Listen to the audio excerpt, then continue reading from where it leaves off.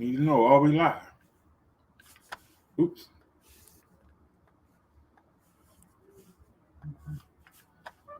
Welcome to the show, everyone. Hey, man, it ain't showing up. Hold on. Now go back.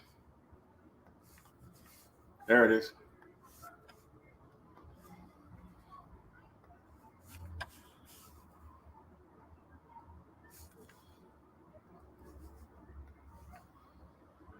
All right, it's showing up. Okay, well, let's go.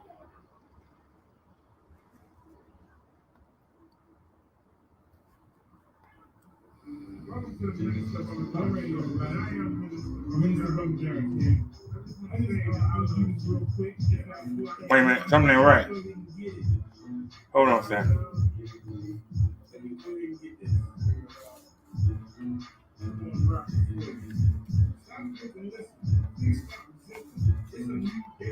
All right. Now try this again. Because I didn't want to play all three songs. I want to give y'all a break. Welcome to the Minister of the Jerry show. And I am Minister of the Jerry. I just want to say that I love Jesus. And that's the title of this song. I love you, Jesus. We'll follow you wherever you lead us. I love you, Jesus. Let the devil deceive us. Can't get enough. Hey. I love my Jesus. But people say to keep it real. So here's the deal. If you're not saved, you're missing out. If you're not born again, your future is in doubt. Your body wasn't made to last. I'll turn the volume a little bit. Your flesh will rot, but so like you know your soul will go on forever. So you better realize that you need God, or you will be surprised by the pain of a flame that never goes out. The pit of hell, but it heat swells up. There's no relief, not for a moment of peace. The agony never ceases. There's someone in the background singing, "Burn, baby, burn." This isn't normal. Burn, baby, burn. I'm no longer in burn, no. But seriously, though, this will happen. If Jesus comes back and finds you now, see, no one knows the time of day. But if you follow the word, it won't matter. I love you, Jesus. So in this ground, I sure won't fail. What you gonna do? Kill me? Make me a martyr? Give me a head start? Put me on the back, right? So keep smacking, keep stacking, keep on shacking up. So get caught napping and the wig is up. And I just want to say, I love you, Jesus. Follow you wherever you lead us. I love you, Jesus. Don't let that devil deceive us. I love you, Jesus. If you think that this is witnessing to your neighbor's weird, think of foreign country respectful out of fear. Nations of people who don't know God, only miserable cops like a Alabama dollar. Most Americans believe in one Lord, one superior being. Christians should be cornerstones by the millions, but we spend our time fulfilling the desires of our flesh. We don't give Jesus our best effort, but we ask for blessings that we don't deserve. And you wonder why our prayers are not heard. In church, you put down those you really admire. You know you have a desire to make that equal money. Drive the fancy car. You feel like a star. When you enter the bar or club, deep down, this world isn't for God or his ways. So why should anybody listen to a darn thing you say? I love you, Jesus. Follow you wherever you lead us. I love you, Jesus. Don't let the devil deceive us. I love you, Jesus. I love you, Jesus. We'll follow you wherever you lead us. Let the Holy Spirit lead us. And one more time. I love you, Jesus. All right, y'all, let's get it. Let's get to the Bible study. The minister, Brother Josh. Yo, let's get it. All right, well, let's get it. Welcome to the show, everyone. Welcome to the Minister Brother Derek Show. I know it's late. My insomnia has been getting the best of me lately, but there's no excuse not to be here for the Saturday sermon. I'm not going to hold you too long tonight, but I got a question for you. It's a question I've been asking you over the past few weeks. Are you really walking with God? Or do you think you're walking with God? I've been asking that for a while now. And I keep showing you examples. So I thought maybe we would go back into the Old Testament and show that even though we were created to worship God, we only worship ourselves. I'm going to show you where we kicked Jesus and God to the curb. The Israelites did it back in the desert, and some of us are still doing it today. Are you one of them? That's my question for you. Have you kicked Jesus and God to the curb? Because even though we were created to worship, by us getting a bite of that apple, we worship ourselves. I say it again. We worship ourselves first. And as long as we worship ourselves first, we can't walk with Jesus and God. It's impossible. You can't say that you're walking with them in faith if you don't put them first. But I'm going to show you some examples. I'm going to show you what we did back then. One thing about human beings, they're very direct. And you're going to see these people who were here before you. They had Jesus and God with them.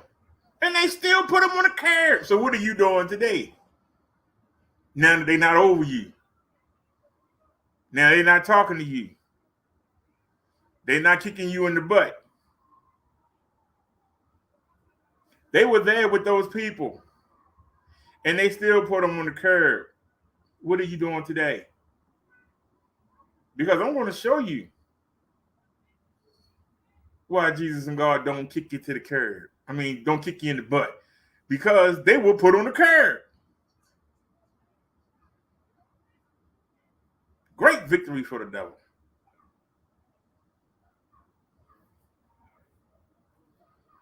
Got us to kick Jesus and God out of our life.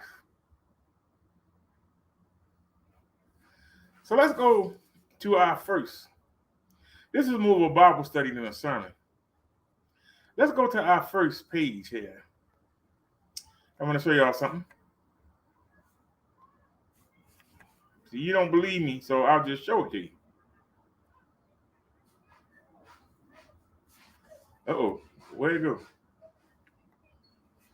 Okay, there it is for me, but why y'all not saying it? There it is. All right, can y'all see this on y'all screen?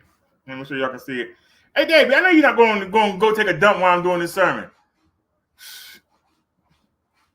That don't make no sense. But I'm going to ignore it. All right, y'all can see this. This is Exodus 13:21-22. The Lord went before them in a pillar or appearance of divine majesty Christ was with the church in the wilderness. Who? Jesus Christ was with the church in the wilderness. Who? Jesus Christ.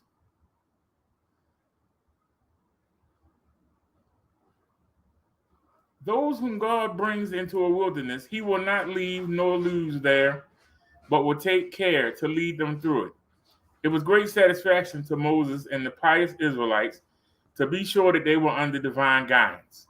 Those who make the glory of God their end and the word of God their rule, the Spirit of God the guide of their affections, and the appearance of God the guide of their affairs, may be sure that the Lord goes before them. Though they cannot see it with their eyes, we must now live by faith.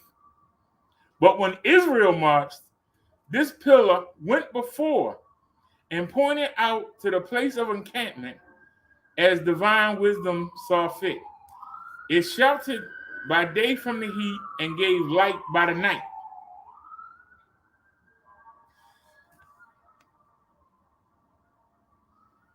The Bible is a light to our feet, a lantern to our path, with which the Savior's love has provided us. It testifies of Christ. It is to us like the pillar to the Israelites. Listen to their voice which cries, I am the light of the world. He that follow me shall not walk in darkness, but shall have the light of life. Okay, my point for bringing you here was that the Israelites had Jesus Christ before them as a pillar of cloud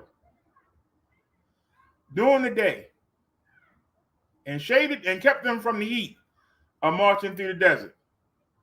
And at night, he became a cloud like a torch and led the way and kept them warm. So they had Jesus with them at all times. Some people would say they had God with them, but you can go look and see that when the Israelites messed up, Moses went and prayed to God. If God was right there in the cloud leading them, why did he have to go someplace quiet and pray to God? Because God wasn't there. That's why.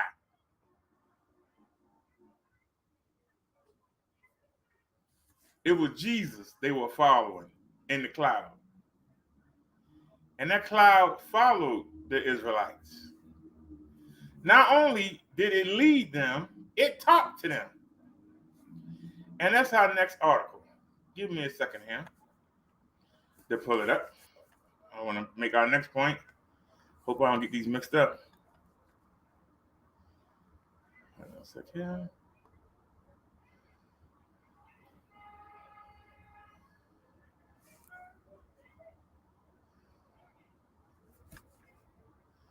And then, I'm not seeing a link. Hold on. Copy the link address. Hopefully this is the right one.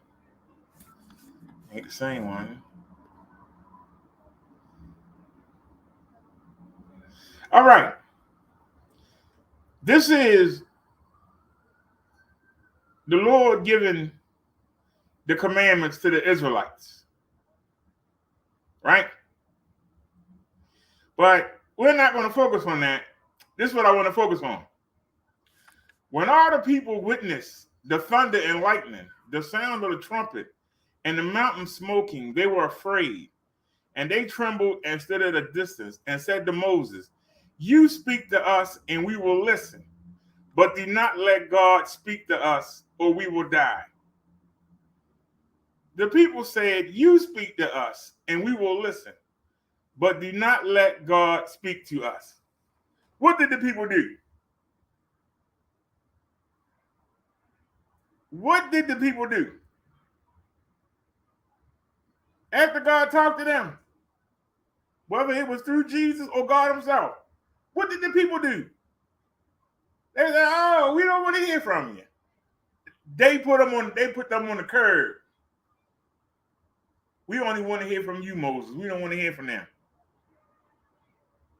Moses told the people, do not be afraid, for God has come only to test you and put the fear upon him so that you do not sin.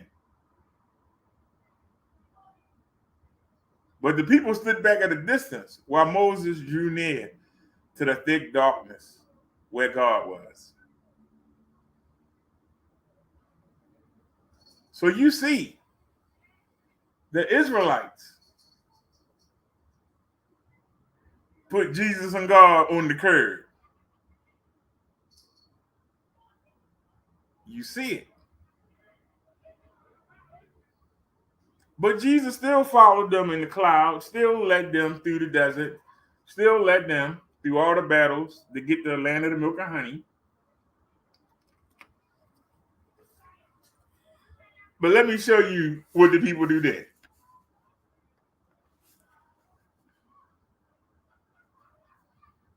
Give me 1 second here. Let me show you what the people do there.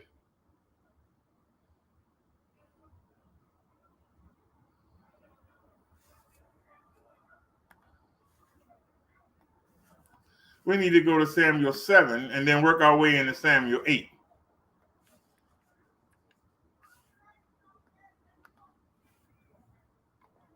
Hope I got the right one first. All right, Samuel 7.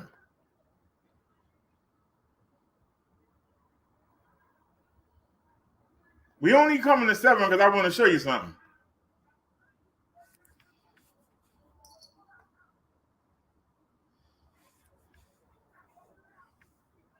Now, the Philistines had took the ark of the Lord, and they brought it to Abinadab's house on the hill and consecrated Eleazar his son to guard the ark of the Lord. Right? Then all the people of Israel turned back to the Lord. They did what? Because they turned away from the Lord and ignored everything he told them to do, and he allowed the Philistines to come beat them up, take them over, and take the ark of the Lord, which was their most prized possession.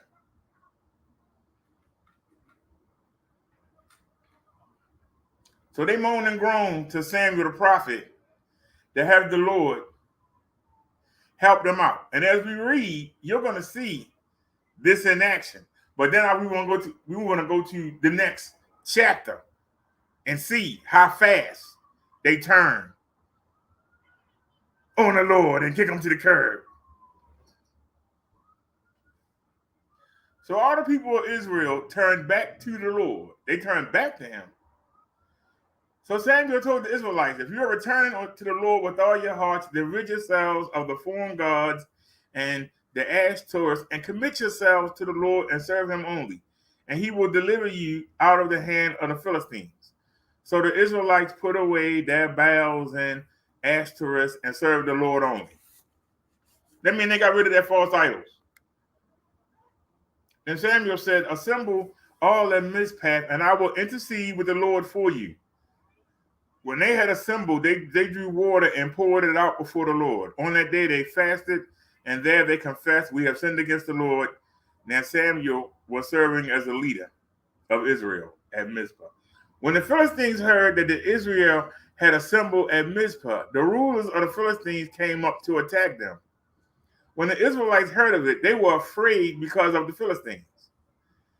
They said to Samuel, do not stop crying out to the Lord God for us, that he may rescue us from the hand of the Philistines.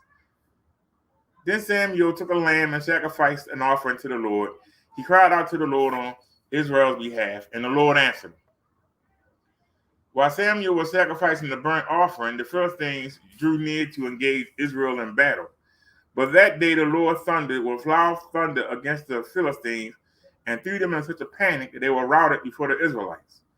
The men of Israel rushed out of Mizpah and pursued the Philistines, slaughtering them along the way to a point below Beth-kar. Then Samuel took a stone and set it up and named it Ebenezer, saying, thus far the Lord has helped us. So the Philistines were subdued and they stopped invading Israel's territory. Throughout Samuel's lifetime, the hand of the Lord was against the Philistines. The towns from Ekron to Gath that the Philistines had captured from Israel were restored to Israel, And Israel delivered the neighboring territory from the hands of the Philistines, and there was peace between Israel and the Amorites. So Samuel continued as Israel's leader all the days of his life. From year to year, he went on a circuit from Bethel to Gilgal to Mizpah, judging Israel in all those places. But he always went back to Ramah, where his home was, and there he had a court for Israel. And he built the altar to the Lord. So all is good and well, right? Everybody getting along all hunky-dory. Right? Well, we're human beings. As soon as that person goes, things go back to the way they were, don't they? So let's go on to 8. When Samuel grew old, when he did what? When he grew old. The same way when Joseph grew old. The same way. 3 generations after Noah died. What happened? Us evil human beings went back to what? Being evil human beings. Why is it that we need a leader to focus on? Why is it when that leader go down, everybody go back to what they're doing? So if a human being leader gets old or dies, how much more do we need Jesus and God in our lives? But watch what they do to Jesus and God. When Samuel grew old, he appointed his sons as Israel leaders. The name of his firstborn was Joel, and the second was called Abijah, and they served at Bathsheba. But his sons did not follow his ways. They turned aside after dishonest gain and accepted bribes and perverted justice. So Samuel, the prophet's own kids, the same way Saul, the first king, his own kids. The same way Noah's kids.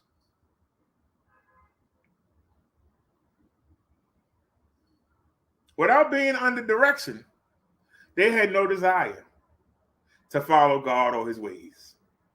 They want to follow their own ways. Isn't this happening today? You go to church, you see a bunch of old people in there. Where the kids at? Out there on the corner in the clubs.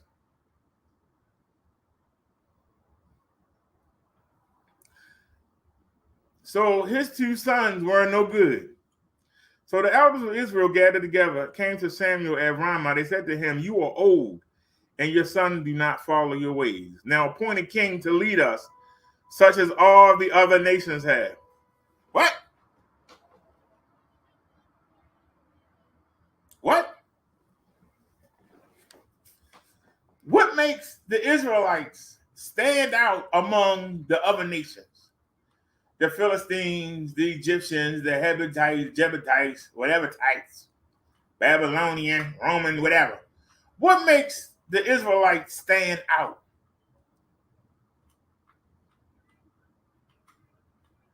They don't have a human king.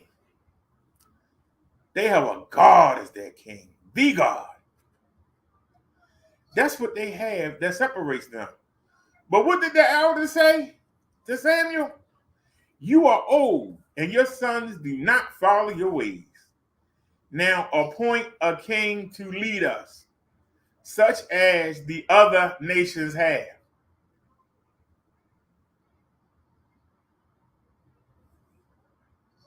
You are set apart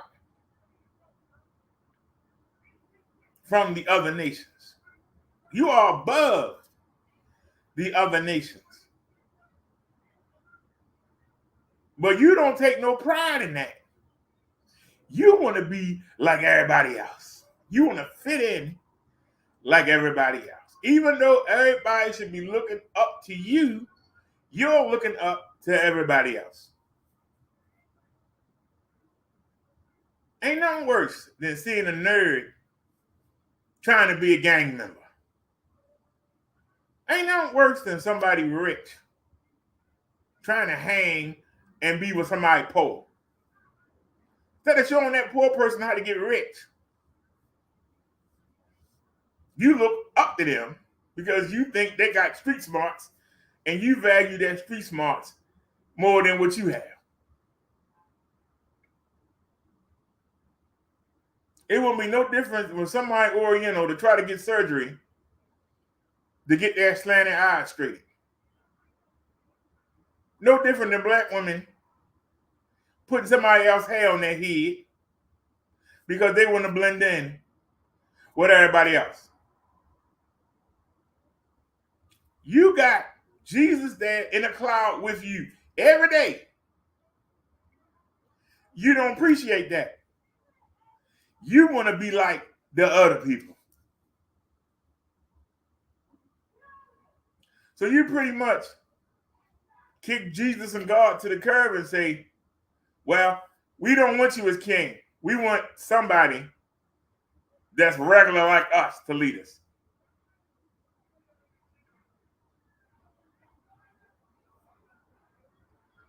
You have the King of Kings as your king, but you don't want to follow him. His rules too strict. You want somebody that's going to let you do a little stuff behind the bend, because see,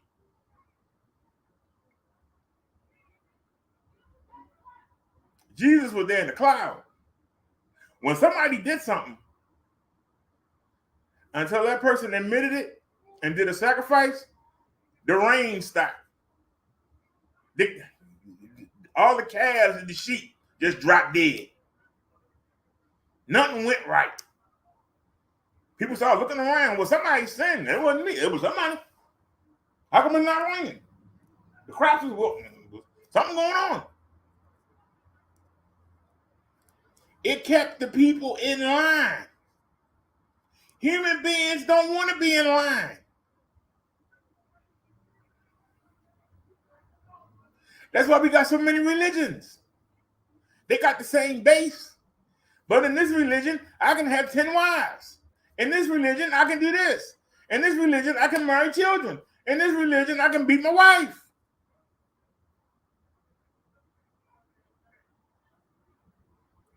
Nobody wants to stick to the original rules. We want to make our own rules. You can't get over on God. But I can get over on a human being.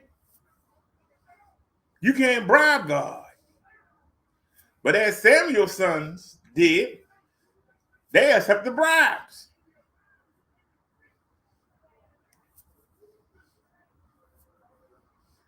The people say that they don't want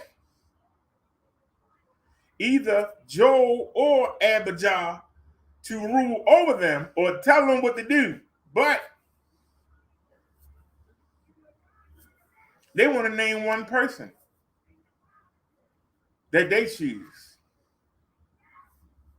to tell what to do. So they told Samuel, you old. You can't do the job no more. Your sons don't follow your ways. Appoint a king to lead us, such as all the other nations have. So in order to do what they want to do, they're the only nation. They got a living God watching over them, protecting them, making sure that they got food, making sure that they got water for the crops and everything. Put on it. We want our own king. We want to be like everybody else. So even though the nation should be looking up to you, you looking up to the other nations. The other nations that worship trees. The other nations that worship birds. The other nations that worship elephants and tigers and bears. The other nations that have idols that they made with their own hands. and they think are magical.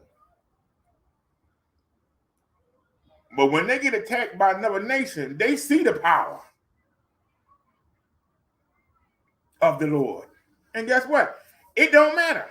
Because be honest, how many of you have had a mate and you do everything for them, and somebody new come along, they'll kick you to the curb.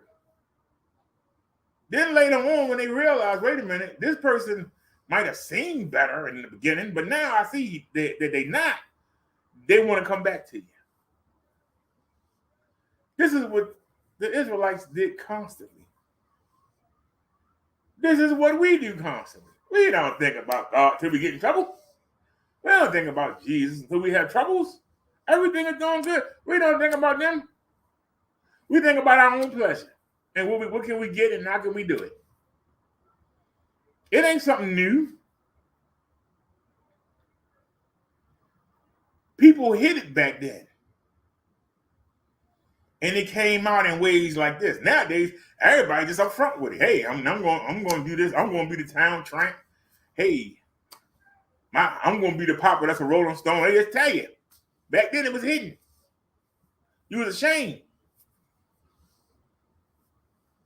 Nowadays, there ain't no shame.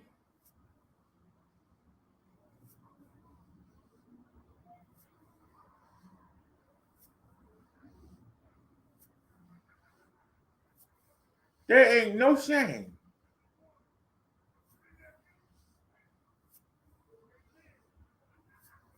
But when they said, give us a king to lead us, this displeased Samuel. So he prayed to the Lord. And the Lord said, listen to all the people are saying to you. It is not you they have rejected, but they have rejected me as their king. What? The Lord told him, listen to all the people are saying to you. It is not you they have rejected, Samuel. They have rejected me as their king, as they have done from the day I brought them out of Egypt up to this day, forsaking me and serving other gods. So they are now doing it to you. Now listen to them, but warn them solemnly, and let them know what the king who will reign over them will claim as his rights.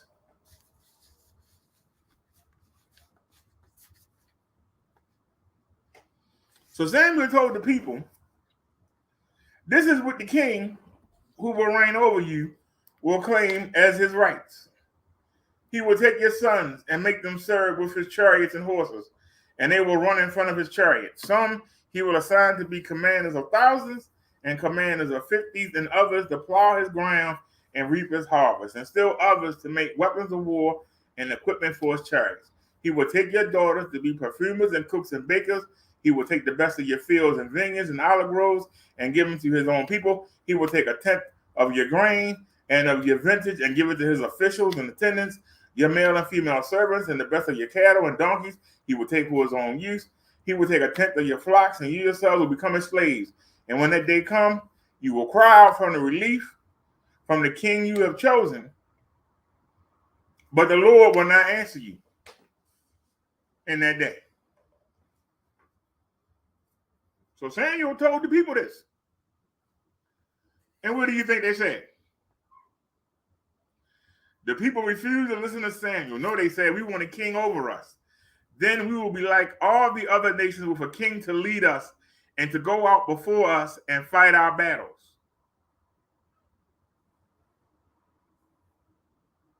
The people said, we want a king over us. Then we will be like all the other nations with a king to lead us and to go out before us and fight our battles. Serious logic gap. The reason that we looked at chapter 7, when the people heard the Israelites coming, they became afraid. And they asked Samuel to cry to God to help them.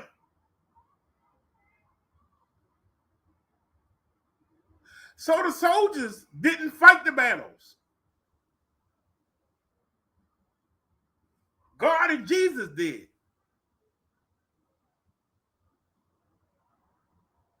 So if you take God and Jesus out the picture, all you got is a man that won't do nothing for you, like you wouldn't do for yourself.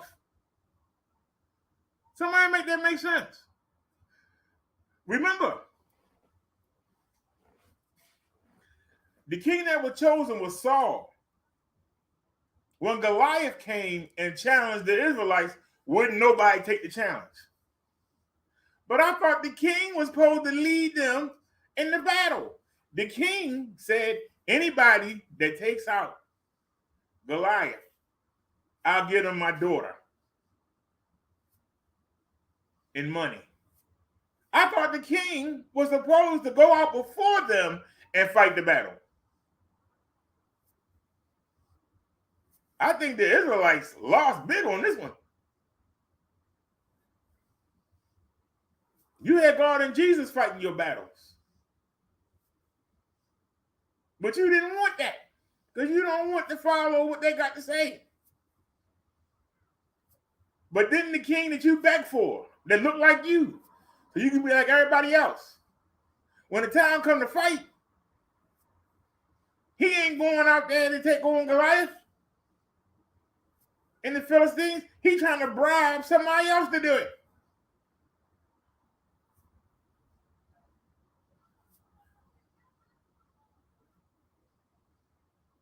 We human beings have been selling ourselves short for centuries. We sold ourselves short. So when you say, well, why doesn't God intervene? Why doesn't God step in? We kicked him on the curb. We told him we got this when we never had it.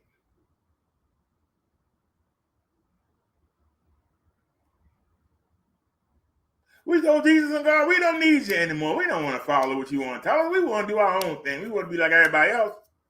Except we don't want to fight. Well, everybody else fight.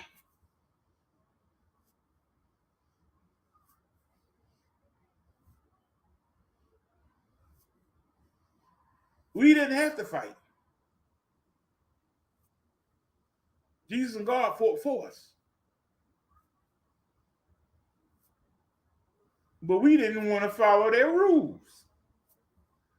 We wanted to be in control. We wanted to be like everybody else. Instead of standing out as something people should be jealous of, we jealous of people that should be jealous of us. That's why you have to go to God and Jesus. They won't come to you because you kicked them to the curb. You kick them to the curb. And every time you're about to do something wrong, and you're conscious, the Holy Spirit say, hey, you know you shouldn't do that. You say, oh, shut up. I'm going to do what I want to do, and I'm going to do it. Then later on, when you get in trouble for doing it, see, there ain't no God and Jesus because they don't help me out. You put them on the curb. Why should they help you out? Why should they come save you? You gave them the boot. You say you know what's best for you, so go do you. So why you come crying now? But this is what happens over and over and over again into a family. They say, hey, we're going to leave them alone. And that's what they did. And they got took over. They got beat up by the Philistine, the Babylonian, the Roman. They didn't appreciate what they had. But now that I'm telling you, will you seek out Jesus so you can get to God and get a relationship? Or will you continue to make the same mistakes that were made in the past before you? Are you smarter than those that came before you? Or will you make the same dumb decisions? They didn't have no internet back then. They didn't have no books back then. You got the opportunity to go look at what they did and say, I'm not going to repeat it. I'm going to get me a relationship with Jesus so I can get a relationship with God. I'm not going to worry about what other people doing around me. I'm going to worry about my relationship and making sure that I have a connection. Then when I got my connection, I'm going to try to get people around me to get a connection too. That's called bearing fruit.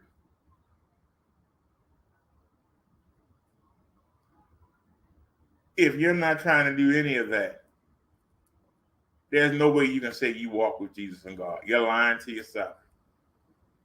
And you're lying to everybody else around you. And every person that you convince that what you've been doing gonna work for them, you hurt them people. You sentence them to hell. You sentence them to go into the lake of fire. Oh, we are brother's keeper. Yes, we are.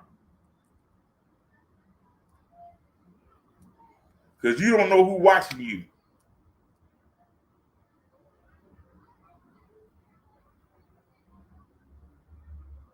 All the other people were jealous that they didn't have a God to fight for them. But the people who God was fighting for, they jealous of the people that's jealous of them. And why do I say, oh, we are brother's keeper? You don't know who's watching you. There could be somebody that's homeless right now that see you walk by every day and want to be like you. You could be on your job and be well respected.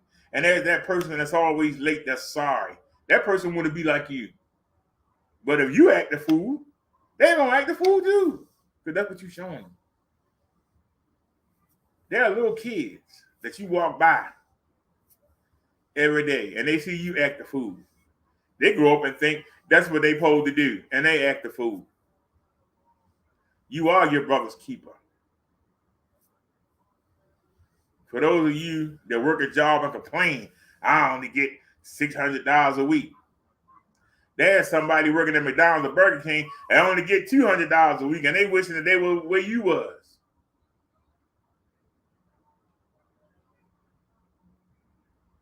And they trying to get where you are, and you don't even appreciate what you got. They appreciate what you got more than you do. You got it.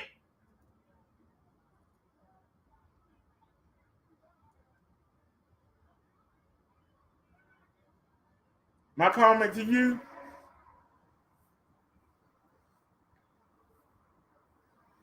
get Jesus and God off the curb and invite them into you. Study his word. Look at the people that came before you and don't make the same mistakes that they do. Be an example in your community. Be an example.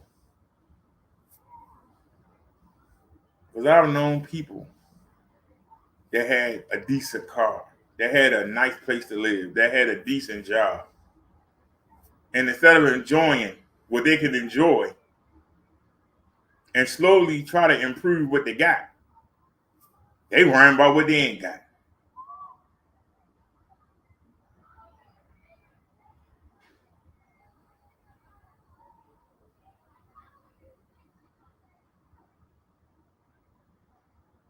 Appreciate what you have and try to do better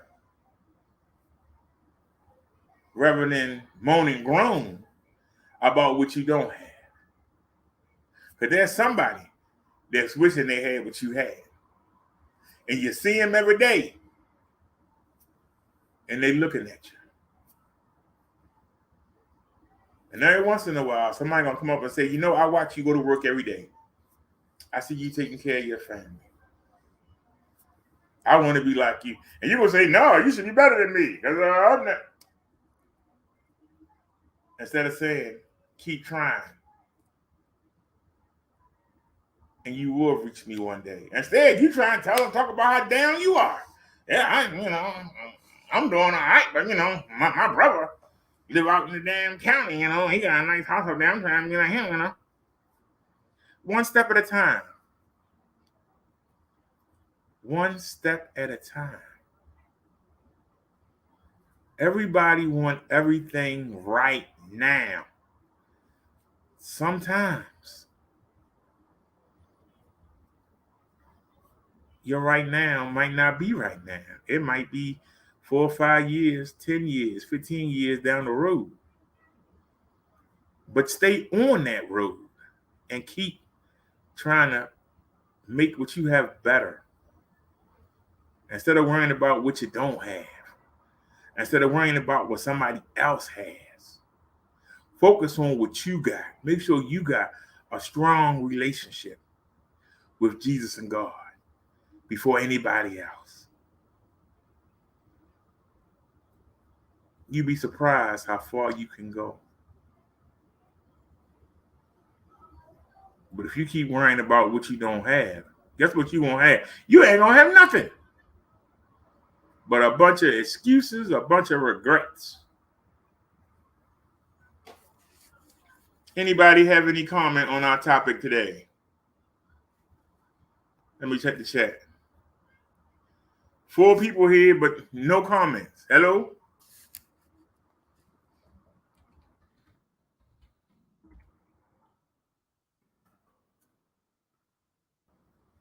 If we were talking about something stupid, it'd be a bunch of people here. If we were talking about a celebrity, it'd be a bunch of people here.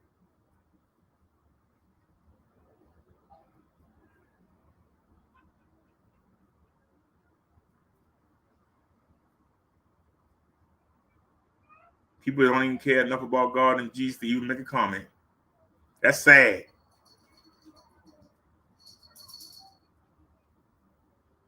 That's sad.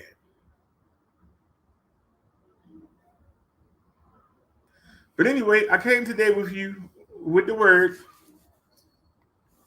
Something for you to ponder and pontificate. Something for you to hopefully take and use.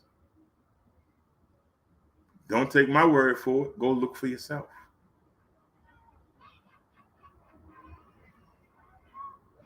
Are you going to make the same mistakes that your ancestors made? Or will you learn from them?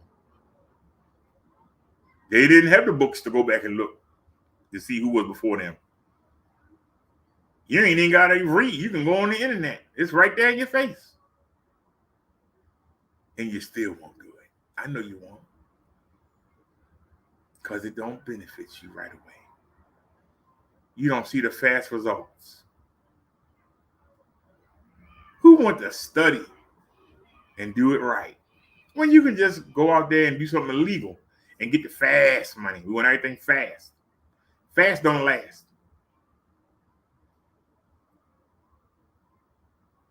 Give me stable and rising versus fast money one day, broke the next. Fast money one day, I'm in jail the next. No. I want to do it the right way.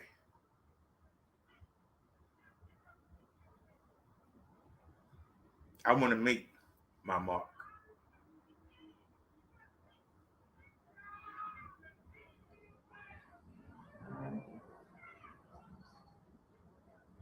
I'm proud when I hop on that e-bike behind me.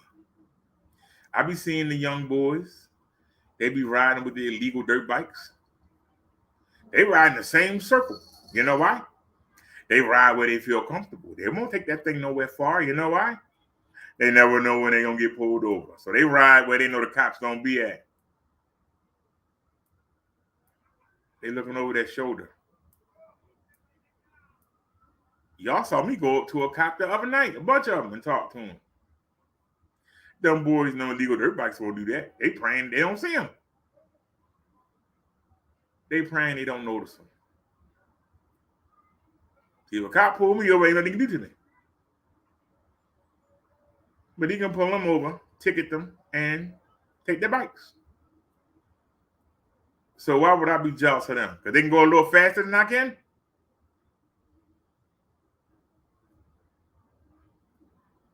They might can go faster, but where they going to go? Because I guarantee you, they leave the inner city and head for the counties, them cops going to pull them over and take the e-bikes. Might even lock them up. But they can't do nothing to me. Except look. Better to be stable. Well, you know, you out here riding around at 20 miles per hour. I can ride around at 40. Yeah. But I can ride wherever I want to ride, except for the highway. I can ride wherever I want to ride, except for the highway. I ain't got to worry about nothing. But you looking over your shoulder.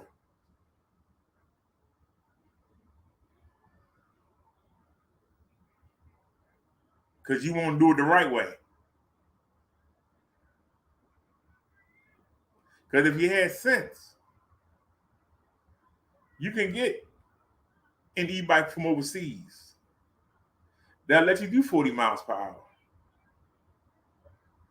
And you can decide where you want to ride it at so you don't get pulled over. And when you know it's cops there, you can stay in the 20 mile per hour. That's legal.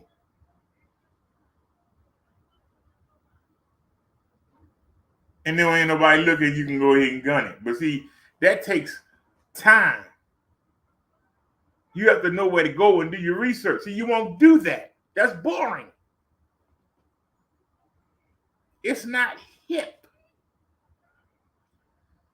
But to break the law is hip. To go out there and do a wheelie to impress somebody who you don't know, you think that make you look cool. But when you fall and you crack your head open, everybody gonna laugh at you. The same people you trying to impress. And most of them won't even help you. They keep on going to that dummy.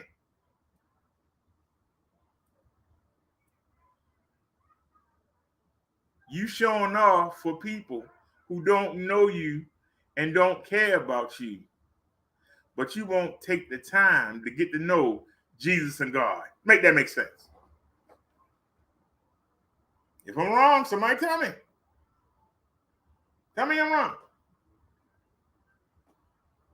I'll drop the link. Somebody want to come in and get their feelings hurt. You care more about what somebody on the corner who you probably will never see again than you care about what Jesus and God say. You do.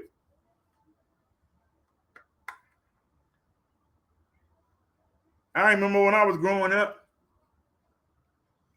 they used to have crossing guards. Remember the crossing guards? You don't see them that much anymore, except maybe at the schools. The schools that got a little bit of, those kids might have a crossing guard. You were supposed to cross the street at the crosswalks. But you always had some idiot. Look at me. I'm in the middle of the street. Look at me. Trying to impress somebody. People who they don't know. But if they get hit by a car, who's going to help them with the medical bills?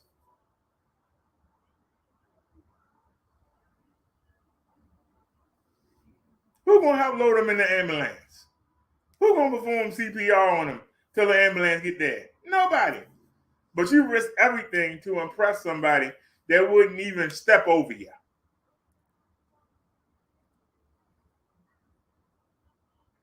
Make that make sense? You can't. But you do it.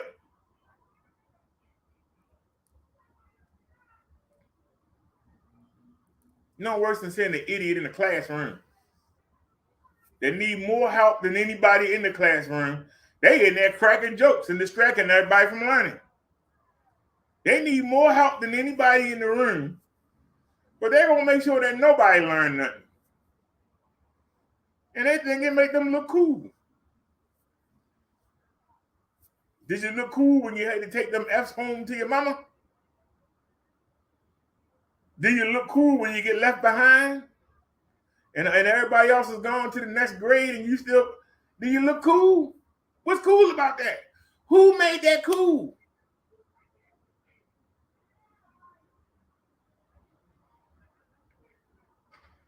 You got some young idiots in school that care more about fighting than learning. What does a fight ever do good for you? Somebody always get hurt. But what do you get?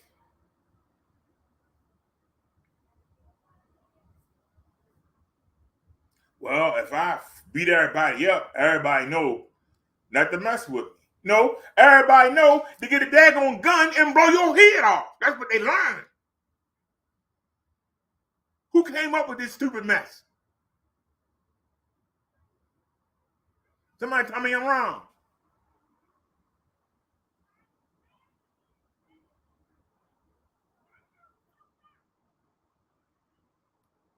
No, it ain't nobody commenting, so I'm gonna go ahead and end this. Y'all have a great night. Thanks for watching, and I'll catch y'all next time. Like Chung Lee Means will say, "Don't leave home with the wasp spray." As I say, I'll catch y'all next time. We out.